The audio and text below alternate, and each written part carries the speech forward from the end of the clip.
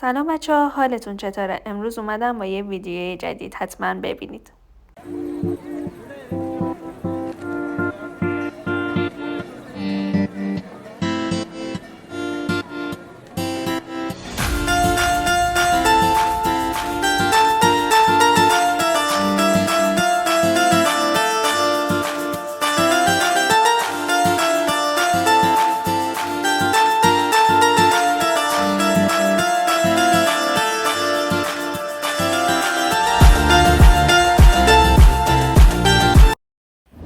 سبدای خرید بعضیاشون بدون قفله، بعضیاشون با قفله و ما مجبور شدیم اینجوری قفلش رو باز کنیم. از اونجایی که کافلند خیلی شلوغ بود، سبد بدون قفل پیدا نکردیم.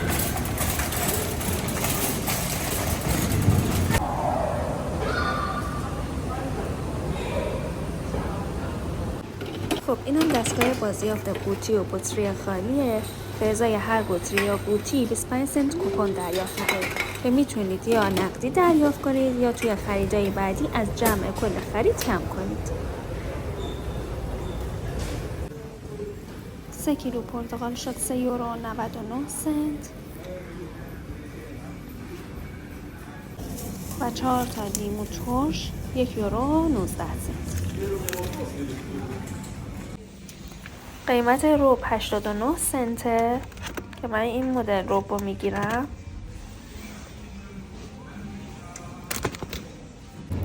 پودینگ شکلات وانیل که مثل دانتای ایران میمونه 4 تاییش 1 یورو و 49 سنت بود که ما 2 تا برداشتیم. ماستم قیمتش 95 سنته. شیر کاکائو هم قیمتش 1 یورو و 99 سنته. اینجا هم طبقه بالای کافلنده. خوشبختانه همه چیزم توش پیدا میشه.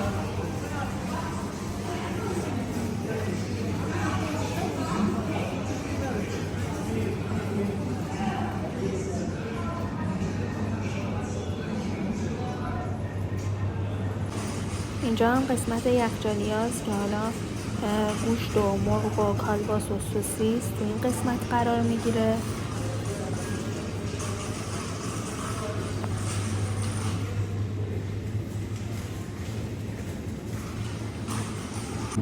قیمت گوشت خورشتی هم 6 یورو و 59 سنته. خب اینم از خریدمون که طبقه بالا انجام دادیم. حالا بریم طبقه پایینی. به خود خورده ریزم از طبقه پایین لازم داریم که بگیریم.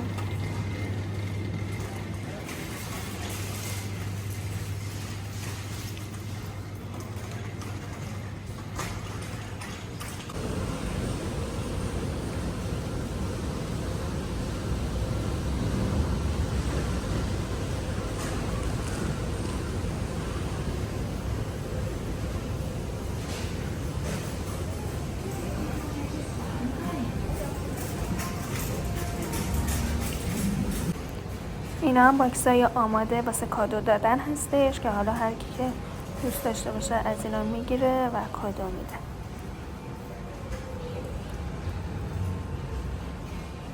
اینا واسه کریسمسه که اکثرا پدر بزرگا و مادر بزرگا میگیرن واسه نوه‌هاشون، چون از این پازلیاست. چون کریسمس نزدیک از الان آوردن شکلاتاشو. چه کوچولیه.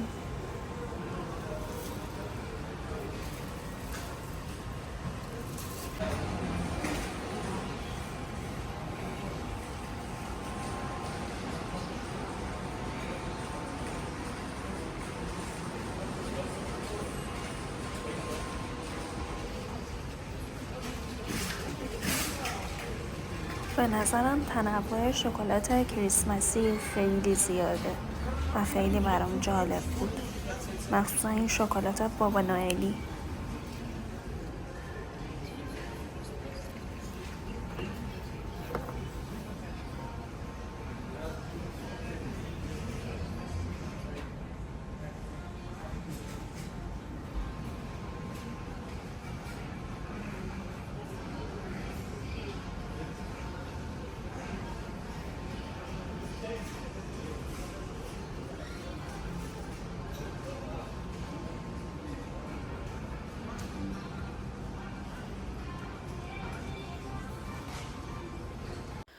موقعی که میخواستم خریدامو حساب کنم خیلی بهم اجازه فیلم برداری ندادن. الان داریم میریم به سمت پارکینگ.